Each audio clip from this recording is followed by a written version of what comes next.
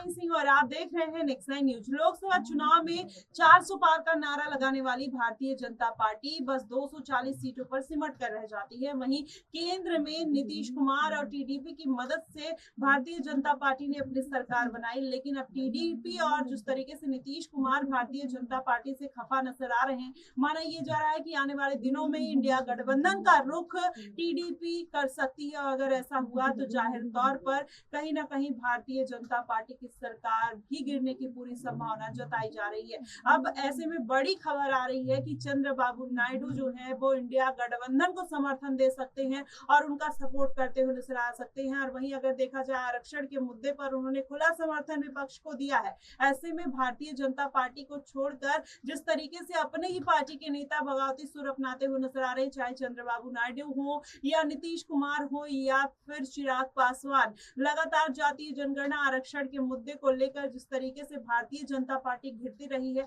और तमाम नेता कहीं ना कहीं अपने वोट बैंक के फायदे के लिए उसका इस्तेमाल करते हुए नजर आए। अब ऐसे में इस तरीके से बड़ी खबर आना कि टीडीपी का जो गठबंधन है वो इंडिया गठबंधन के साथ हो सकता है, तो जाहिर तौर पर भारतीय जनता पार्टी की मुश्किलात जो है वो बढ़ते हुए नजर आएंगे और इसका साफ तौर पर जो खामियाजा है वो भुगतना पड़ सकता है। वहीं कांग्रेस पार्टी लगातार कहीं ना कहीं केंद्र की सरकार गिराने के लिए पूर्ण प्रयास करते हुए नजर आ रही है और क्या वो अहम भूमिका टीडीपी के चंद्रबाबू नायडू और नीतीश कुमार उठाते हुए नजर आएंगे। अगर ऐसा हुआ तो जाहिर तौर पर पूरा समीकरण बदलता हुआ नजर आ सकता है और ये गठबंधन टूट भी सकता है। अगर ये गठबंधन टूटा तो जाहिर तौर पर कहीं ना कहीं भारतीय जनता पार्टी किस तरीके से अपनी पार्टी को बचाते हुए नजर आएगी, कहीं ना कहीं ये भी देखना दिलचस्प होगा। वहीं महाराष्ट्र में एकनाथ शिंदे ने जिस तरीके से बिना किसी सीट बिना किसी पद के लालच के पीएम मोदी को समर्थन दिया था, केंद्र को समर्थन दिया था, क्या वो समर्थन भी अगर महाराष्ट्र में समीकरण बिगड़ा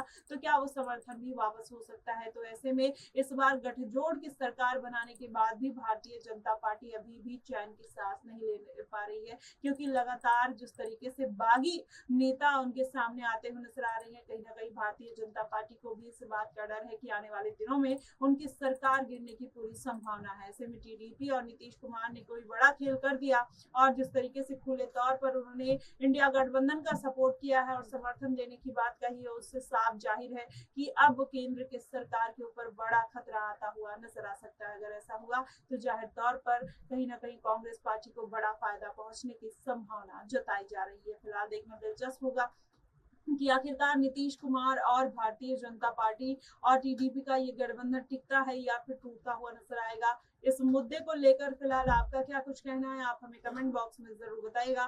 फिलहाल के लिए बस इतना ही। देश और दुनिया की तमाम खबरों के लिए हमारे साथ बने रहिएगा। Next time